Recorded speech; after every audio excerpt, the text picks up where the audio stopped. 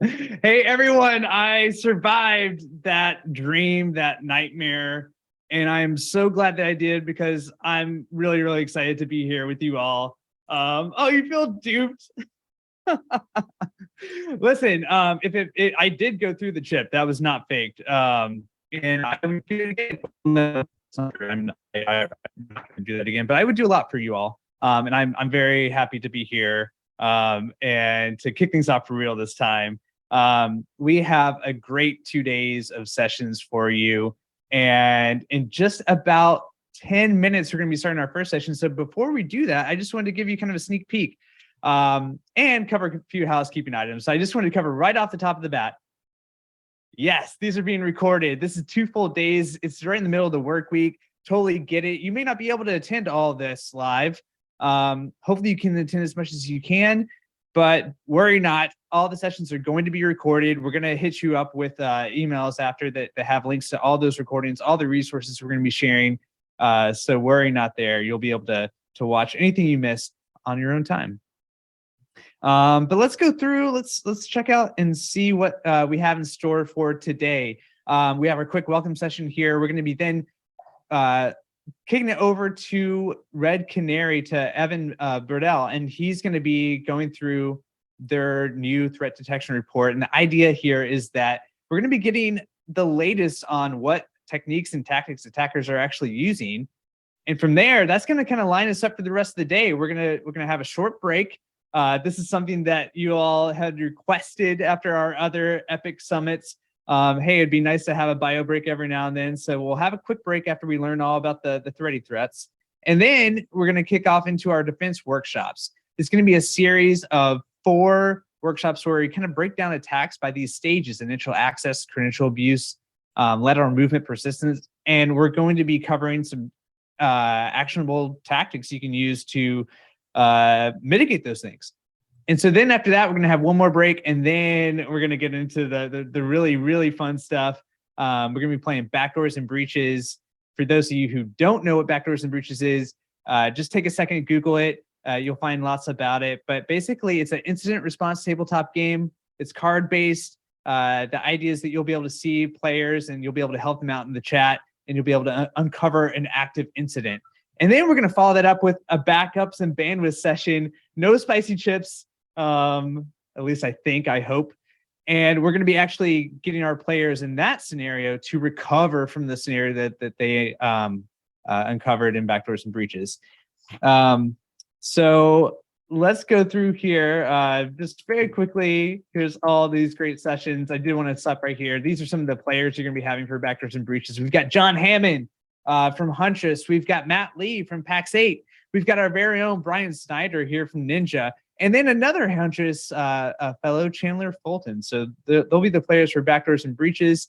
And then we've got another powerhouse panel here for backups and bandwidth, including Liz Waddell from Trusted Sec, who's going to be our DM for that one. Dan Myers is going to join us to be the DM for day 2. Speaking of day 2, just really quickly, what you got in store, we're going to kind of shift gears a little bit and go into building buy-in and resiliency. So we're going to do one more sessions of backups and bandwidth for anyone who can't attend the late session today. And we're going to go into talking about security with the board when you're not a security expert. Wes Spencer's delivering that session. It's going to be terrific. And then we're going to get into cyber insurance. We have Dustin Bolander from Fifth Wall Solutions. And then we have Tim Golden from Compliance Risk.io, and we're going to be talking about getting control of cyber governance. We're going to wrap things up with selling security services, and those are going to be great sessions. So let's skip through here, and let's get right to the prizes. This is the other thing that I wanted to tell everybody about. Okay, so hopefully when you got your invite, when you registered for the event, you saw that we're giving away some pretty sweet stuff here. We're giving away a Steam Deck, which I am super jealous of. We're also giving away the new Lego Lord of the Rings Rivendell set, and happy Zelda Day to all those who celebrated last Friday. There's a new Zelda game out. There's going to be a lucky winner who can play it on their very own Zelda edition Nintendo Switch. So let's look at our finalists for being up for that. And I see some comments here in the chat. If you didn't see this, worry not. We're going to follow up with our email, and you'll have some other chances to win and to jump in late. But we asked folks, hey, let's create, since we're going with this role-playing theme, create a character for us, create your IT hero character. We had over 100 submissions. People were jumping into our Discord, which we'll share a link to in just a sec.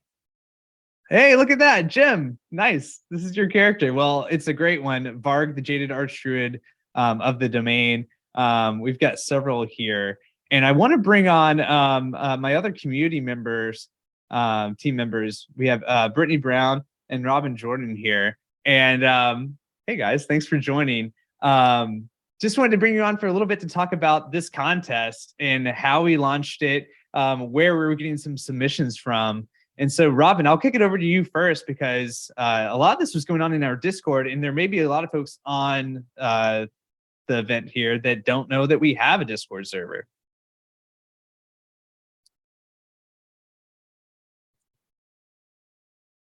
Oh, can't hear you, Robyn, but maybe that's just me. Nope, that's me. I muted myself. There we go. A bit early in the morning for me. I'm Robyn.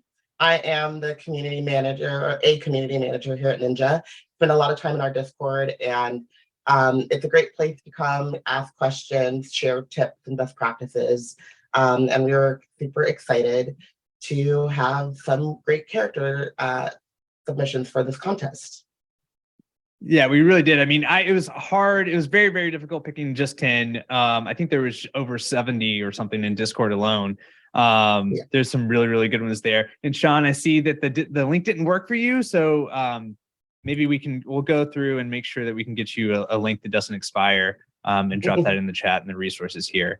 But Brittany, wanted to kick it back over to you. You know, we have our own Discord server that everyone should check out. Like Robyn said, we have a ton of, I think we're over 1,300 people in there now. A lot of really great Ninja partners who are super quick to jump in and answer questions. There's script share. There's a lot of really cool stuff going on there. Thank you, everyone on the call now who's a part of that. It's been awesome seeing it grow.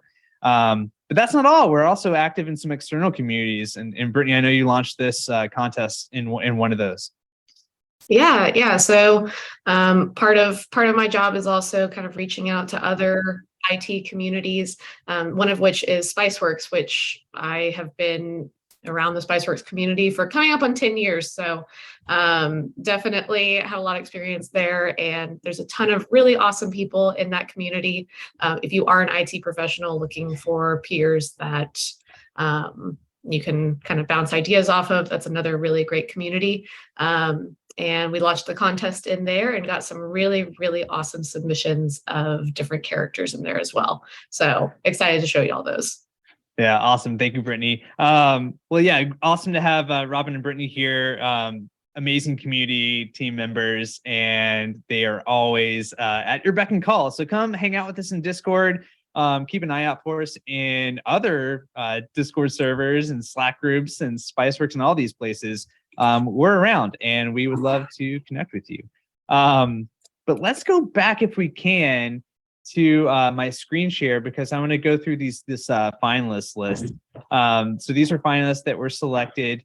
I'll go back up to the top here. In Zoom, you should see the option for polls. This is the first big poll of the day. This is an important one, and we're going to leave it open all through day one. We'll give you an update at the end of day one, and then we'll have it up for a little bit in day two as well. And this is how we're going to pick the winners of those top 3 grand prizes. Each of these people is going to also get a customized tankard, and so they have that to look forward to. And like I said, don't worry not. If your character's not in here, you'll have some more chances to win later. So here we go. Bob Tables, Valmont the Felix, and her trombone, which is amazing.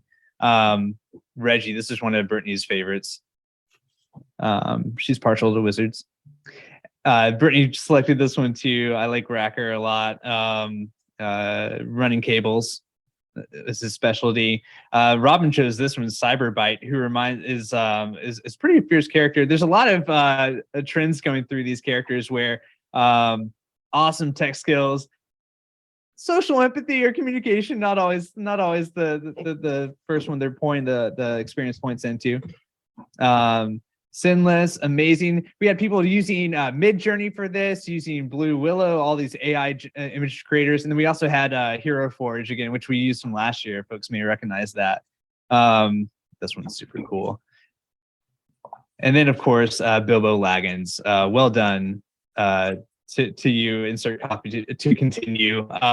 Very clever name. You won yourself a spot as a finalist. Okay, so with that. Just wanted to share quickly. We've got a few more minutes left before we dive into our first real session and talk about all the latest threats with our friend from Red Canary. And before we do that, I just wanted to kind of set the stage here a little bit and talk about why Ninja, why we're doing a security summit, why this may be a little bit different from other security events that you've been to. We've really put this together in a way where we're trying to emphasize, as IT admins, what are the most impactful things you can be doing? Because you guys are a huge part of securing organizations. And I feel like this, even though you're on the front lines, this doesn't really get brought up in all the headlines or the conversations that happen.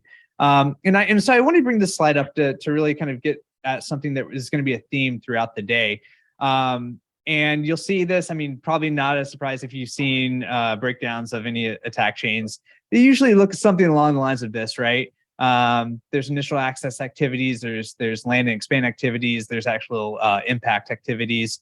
And as things progress, obviously it becomes more costly, right? The impact can get larger. You change from going against kind of automated attacks that are easy to address with some configuration changes, perhaps, to okay, now you've got attacker hands on keyboard inside your network, and it requires more expertise to address that, right? Better tooling. And I think this first part, there's been a big shift in discussion to right of boom and really need to be prepared for the inevitability of some kind of incident happening, right? And that's absolutely true. But I think for this summit, you're going to find that there's a lot of focus put back onto left of boom. What can we do as admins to shore up our defenses, to really tackle the fundamentals? Because if you look at these tactics, a lot of them are the same. That the headlines are always, oh, we were breached by a very exceptionally sophisticated attack, right? And then you get into it and it's, well, no, actually they just had RDP exposed, or they clicked on a phishing email. A lot of the times it's very basic stuff that we've heard again and again and again. So I pulled out this quote from John Hinsinski. I hope I pronounced that correctly. He's at Excel, and he really emphasizes this reducing and controlling the self-install attack surface. And by that, he means make it more difficult for users when they do make mistakes for it to actually harm them. What are the endpoint hardening things that you can do to reduce your attack surface? And I'll go over to the next quote here from him. He had one more that I thought was really good. Tech gives you viz, configs are how you win. This is, again, it's just kind of, I think as we talk about security from the perspective of being an IT admin and what your day-to-day duties are, you really play a key role in it. And so I'm excited for us to go in and talk about some of these things that we can actually do that may not be, the reverse engineering of malware, or looking at the latest super sophisticated attacks, but looking at what are the very common tactics and techniques that attackers are using. And how can we basically set traps for them to break the attack chains? And where are we going to get that information? You're going to hear us talk a lot about the DFIR report. I shared the link here and a couple of examples of some articles that they've done. They do great threat intel reports. I think this is part of a trend where people are getting a lot more intentional about what they're sharing and being mindful to share actionable mitigation techniques that map directly to what attackers are doing. And Red Canary is another great example of that. last thing. So yeah, DFIR report that they did. I definitely recommend anyone who hasn't looked at it, check out the 2022 year in review. Came out in March. And I just kind of broke it down for those to give you kind of a quick rundown of it. These are tactics that they've seen or tools that they've seen attackers being abused over and over and over again. And so we're going to be getting into, we'll call back to this as we get into our workshop sessions. And we're going to be talking about these things a lot more and what we can do as defenders to mitigate them. So the last thing I want to leave before I turn it over to Evan from Red Canary, and we really get into the great insights from the threat report, is this slide, right? I mean, it comes back down to security hygiene. It's not the sexiest thing to talk about, but again and again, it's the cause of breaches. It's what everyone needs to work hard to do, and that's not necessarily the security, you know, the forensics guys doing this stuff. It's IT admins. So the fundamentals need more work from you guys. That's what we're here to do today. And with that, let's go into our first session.